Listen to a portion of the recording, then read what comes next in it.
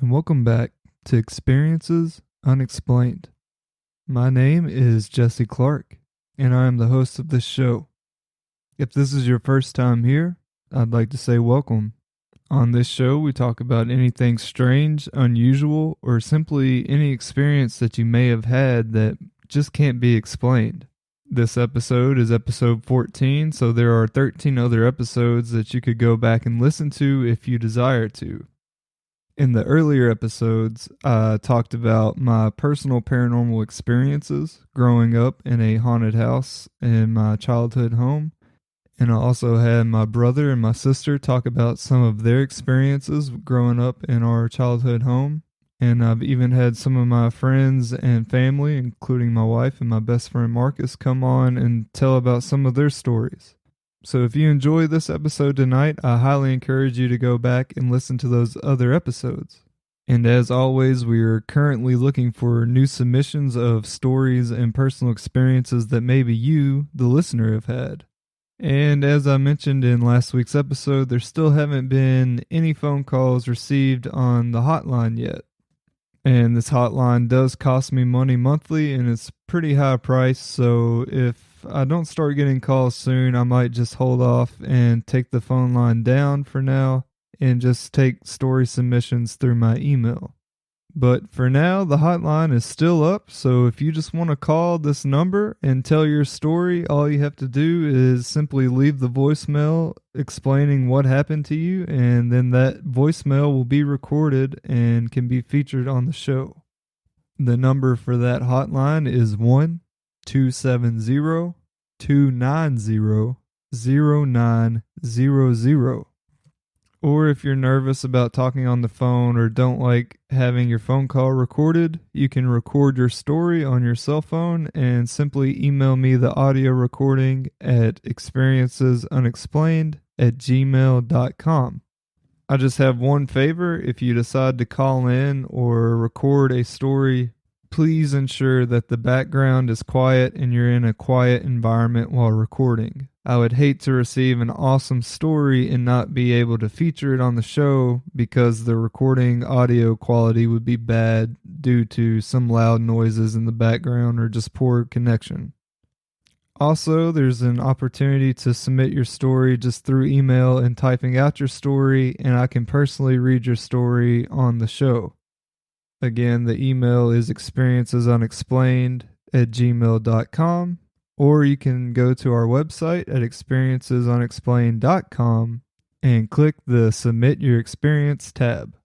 And of course, just like every week, I will have all the details on how to submit your story and experience below in the show notes for this episode. And while I'm on the subject of the show notes, you will also find a donate link in the show notes.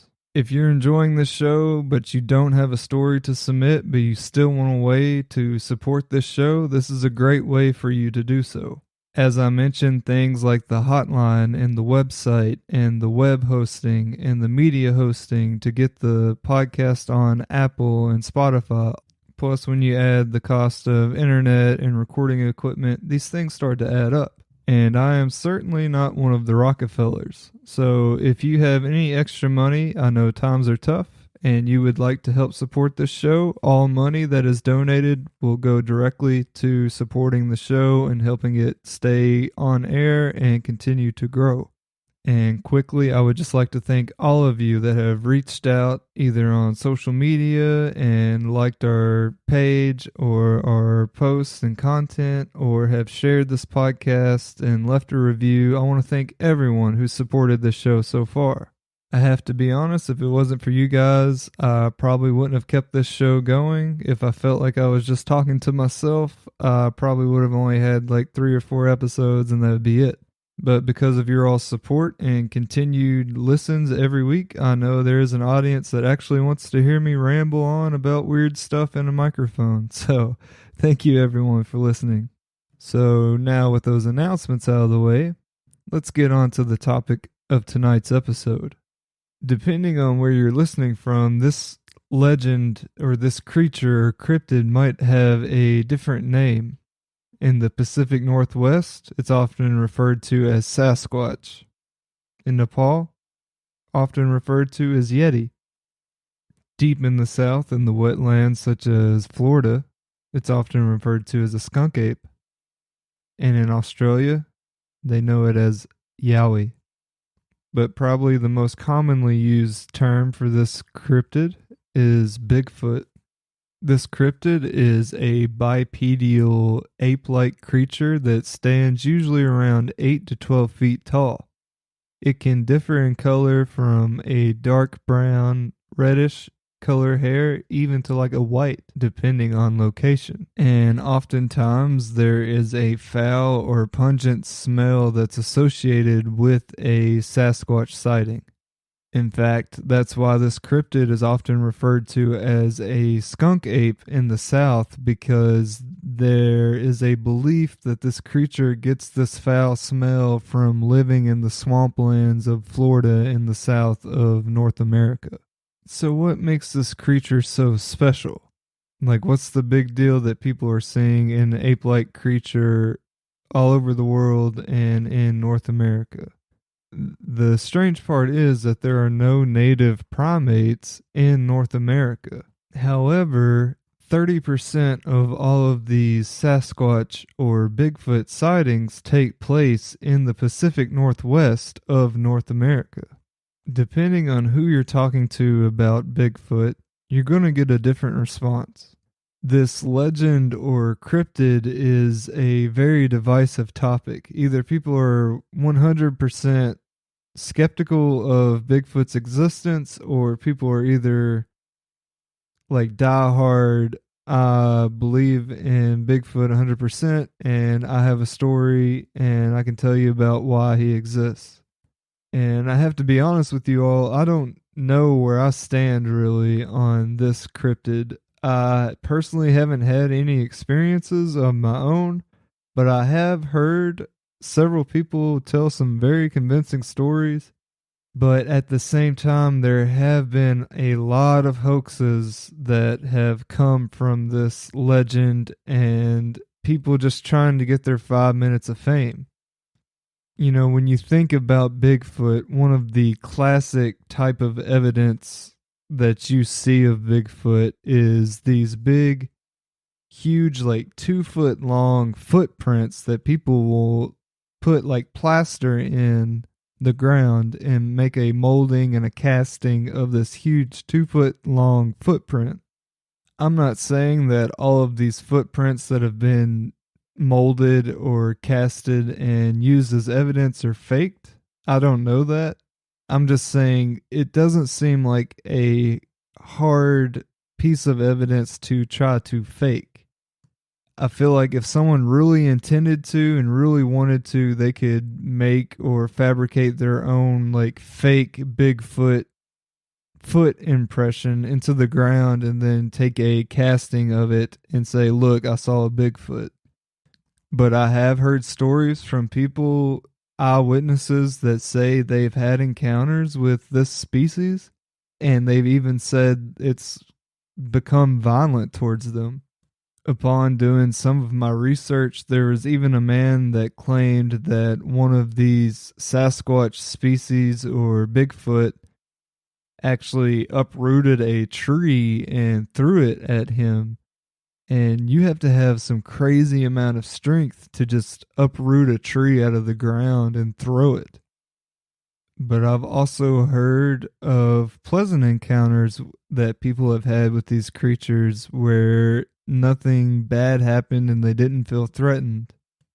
In fact, while I was doing some research and kind of learning how this legend came to be and how this story started, there were a lot of Native American tribes that had different names for this big ape-like creature that they encountered out in the woodlands of North America. And depending which tribe you talked to, they had different outlooks on this creature. In some of the Native American cultures, they have written oral legends about this primate type creature. And in some of these legends, the animals are sometimes more human-like, and other times they are more ape-like. one of the tribes that heavily populated the western coast of British Columbia had a legend about this creature, and they said that she spends most of her time protecting her children and sleeping, which is why you hardly ever saw her. And in fact, the name Sasquatch comes from Halcomelium, a language that was spoken by several First Nation people that occupied the upper northwest into British Columbia. And there was actually an archaeologist and author named Kathy Moskowitz Strain, and she is the author of the book known as Giants, Cannibals, and Monsters, Bigfoot in Native Culture.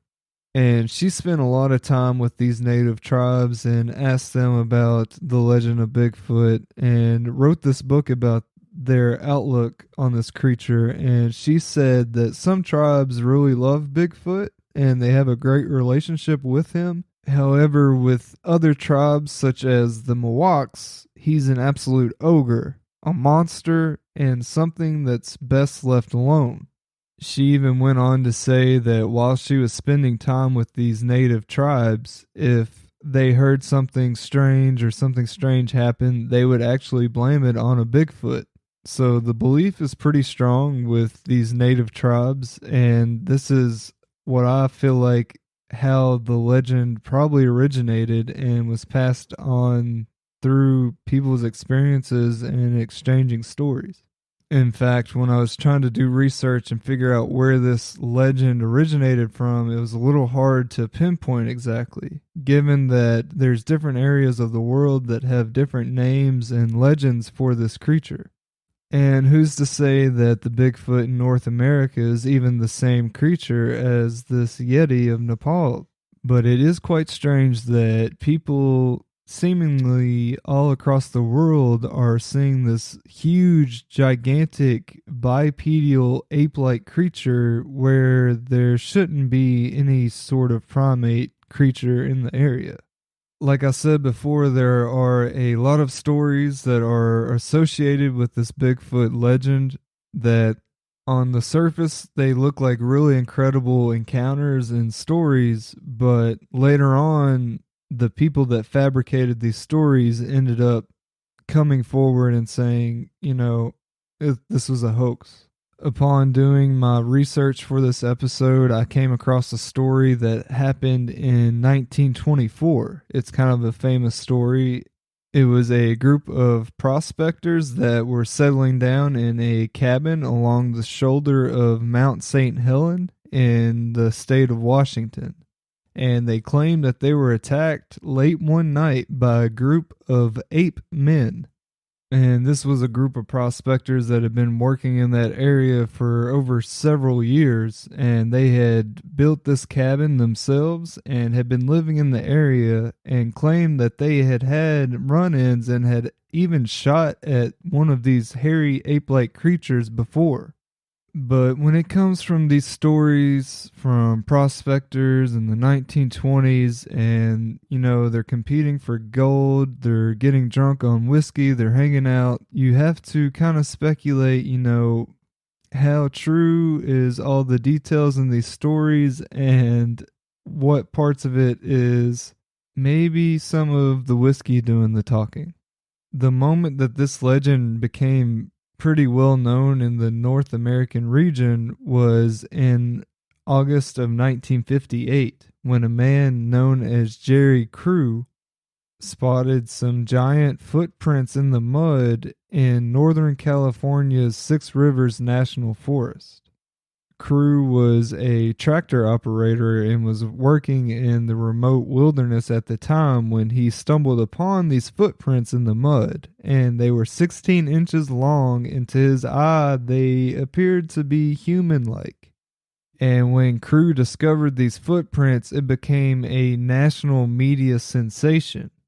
These news reports immediately started coming out and speculating all of these things of whether it was a hairy ape-like creature and even introduced the term Bigfoot. And for decades, there became a flooding in of Sasquatch and Bigfoot sightings.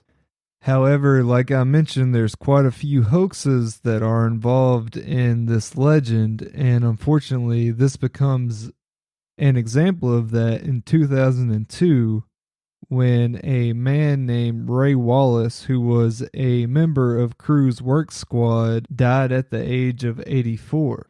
And when he died, his family came out and said that it was a secret the whole time, that it was a hoax, and that Ray Wallace had actually made these oversized footprints with a set of carved wooden feet, and that Ray Wallace was actually the Bigfoot, and it was a hoax the entire time. And this right here is why I struggle with this legend and this cryptid. You know, I haven't had a personal encounter or experience to make me a full on believer.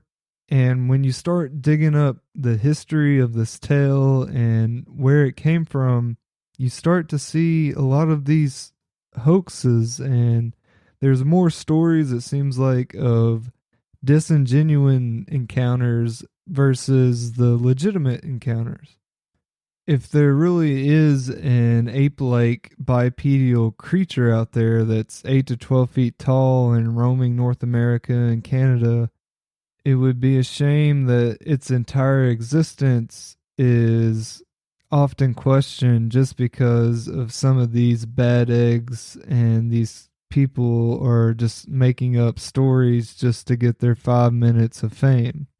And speaking of 5 minutes of fame, Sasquatch actually got a minute of fame on film in October of 1967.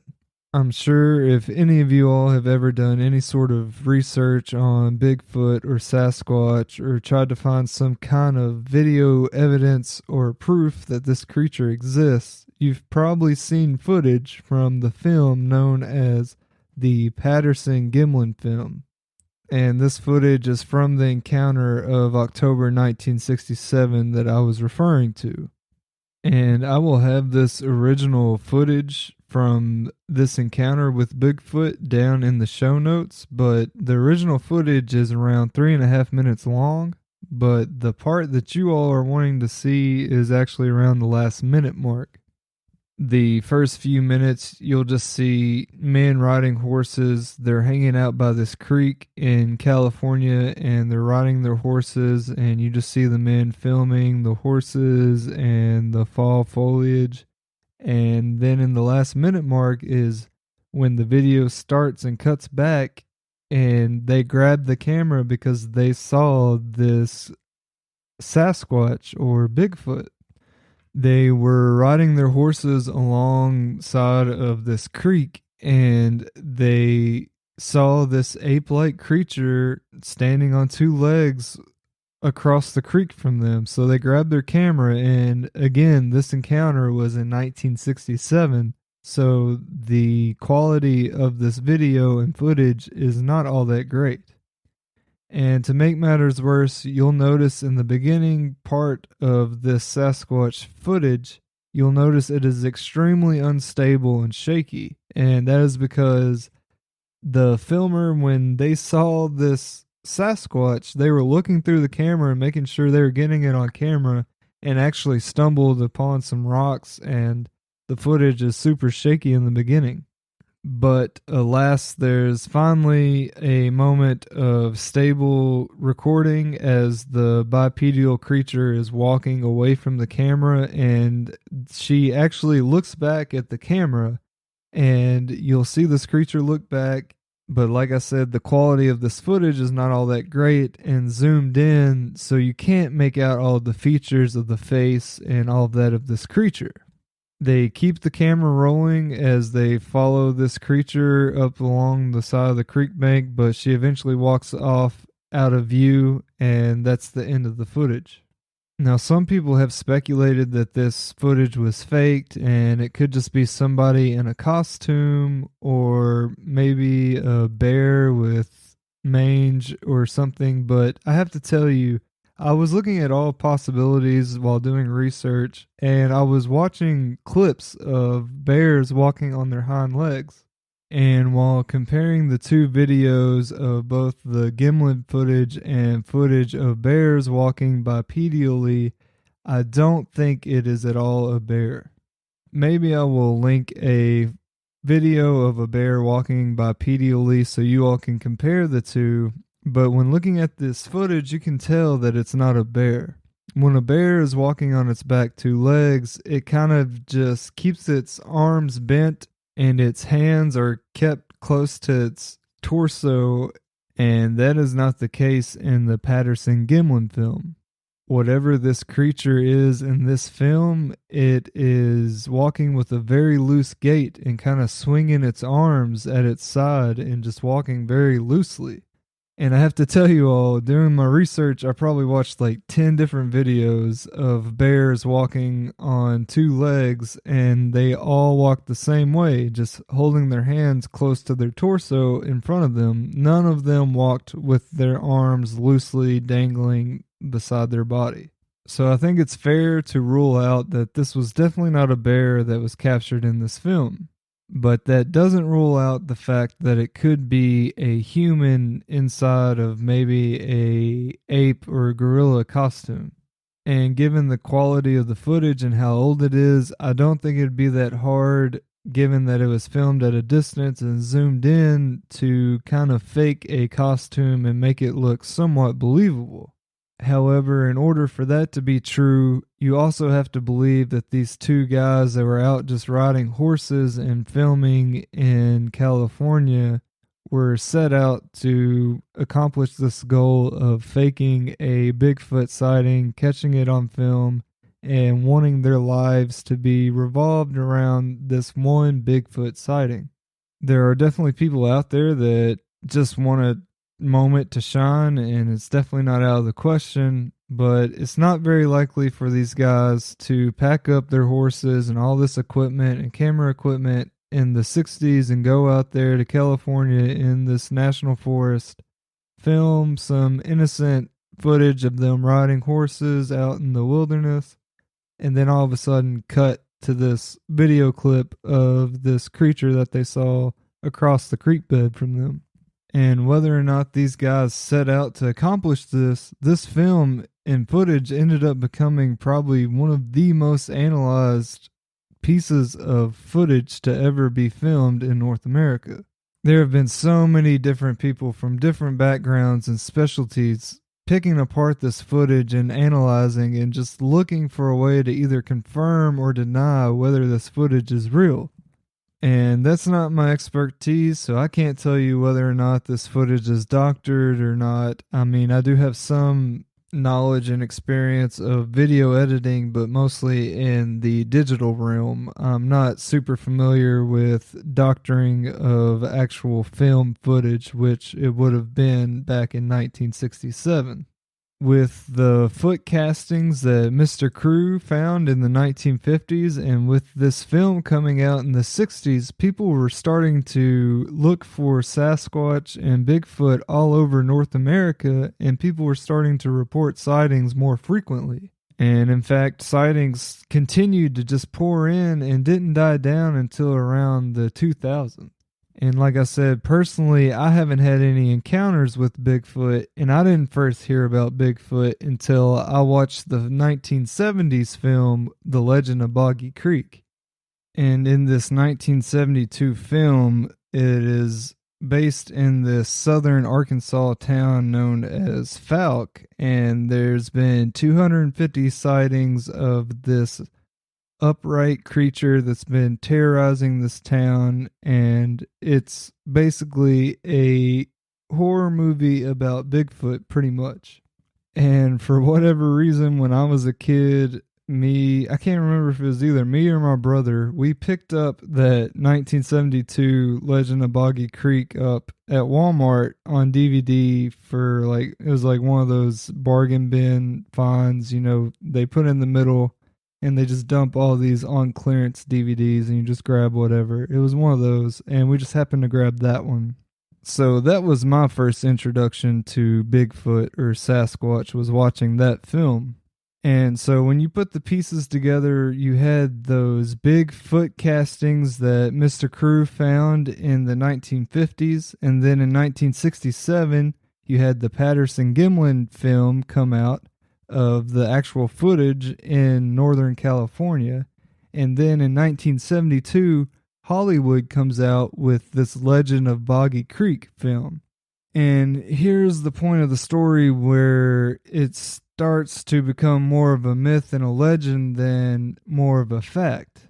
And then Bigfoot and Sasquatch ends up becoming this big pop culture icon that you see today. You know, we've got Jack Link beef jerky, you see all of the Gone Squatchin' merchandise that you can get today, and all of these reality TV shows that were based upon hunting for Sasquatch and looking for Sasquatch. Now, I'm not trying to talk down about any of these shows or anything and say they're all fake and none of them are true, but this kind of did more harm than good for the legend of Bigfoot.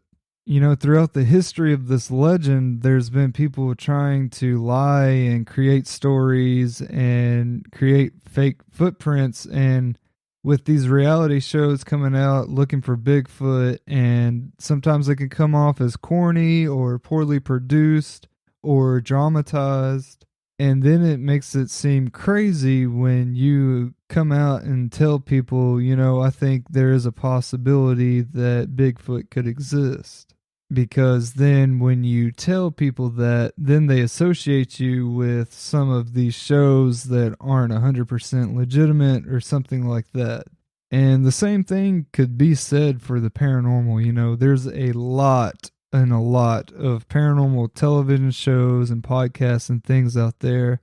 And unfortunately, there are some bad apples in the bunch that will fake some evidence.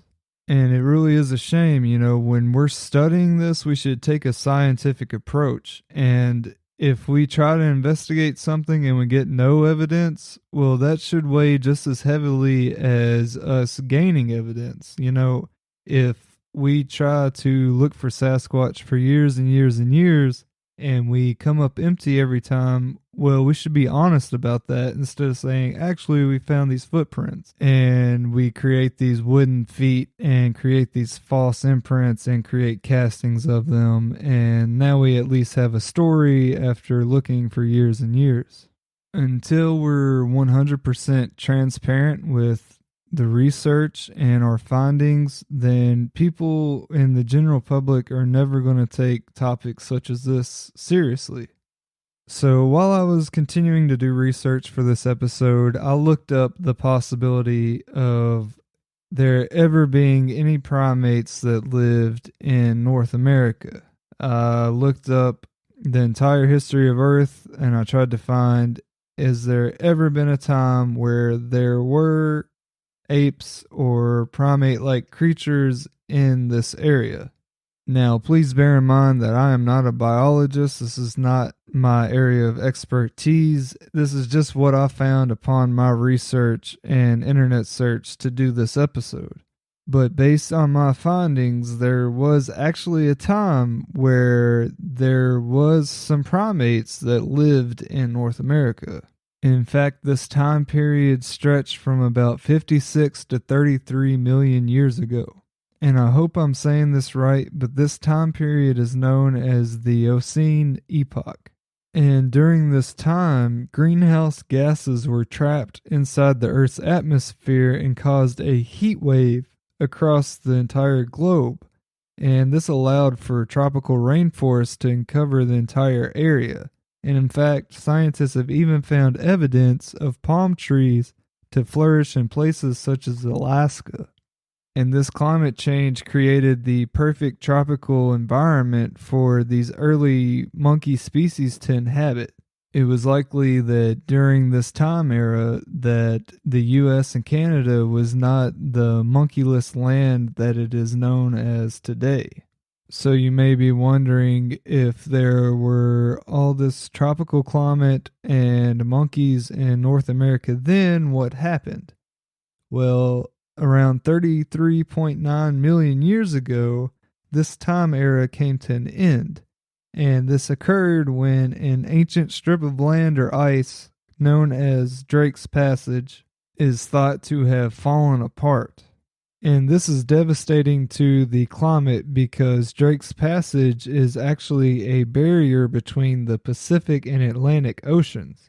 So when Drake's Passage falls apart, there's no longer that barrier separating the two oceans, allowing the Pacific and Atlantic Oceans to mix together and causing the temperature of the entire globe to cool down and drop a considerable amount. Since these events happened so long ago, it's hard to know for sure exactly what the effects of this were, but it's believed that there were many species of animal that were wiped out because of this dramatic climate change. It's believed that the only species of monkey that survived this dramatic change were the species of monkey that lived close to the equator and still thrive there to this day. I didn't want to get into a big lesson about the history of primates in America, but I did want to shed some light on that, and I thought it would be an interesting point to include that there was actually a time period where there were some primates native to North America and Canada, but there's also a reason why they are no longer found there today. Now, I'm not saying that Bigfoot or Sasquatch is 100% not real. I'm a pretty open-minded person, and I don't think I'm that confident to say that it isn't real. For there to be legends and myths and folk tales across the globe, no matter where you go, about these big bipedal ape creatures, it's hard for me to think that everyone made this all up. I do believe that the people that believe in this cryptid and this creature itself gets far too bad of a rap. And I believe that stems from all of the cases of people trying to hoax their way into the spotlight. But hopefully we can settle this discussion once and for all. If you have had a Bigfoot or Sasquatch encounter, or maybe you're unsure of what you encountered in the wilderness or wherever you were, if you've had a strange encounter with some sort of creature, I would love to hear about it. Remember, it doesn't have to be some sort of monster or unexplainable creature you witness in order for it to be paranormal. If you witness an animal that's not native to the area, such as like a big cat or a monkey, it's still paranormal. I absolutely hope to receive some Bigfoot encounter stories from someone listening tonight. Like I said, I personally haven't had an encounter with anything like this, so to hear from one of you all and to hear your story, it would really help me believe and further solidify that this legend is actually true. So like I said, if you have a story to share with me, please call the phone number at 1-270-290-0900. And also, if you would prefer just to send me your story via email, you can do that at experiencesunexplained@gmail.com. But that's going to do it for this week's episode, the special episode on Sasquatch. But until next week, you guys, please call in your Sasquatch stories and take care. Thanks, everybody.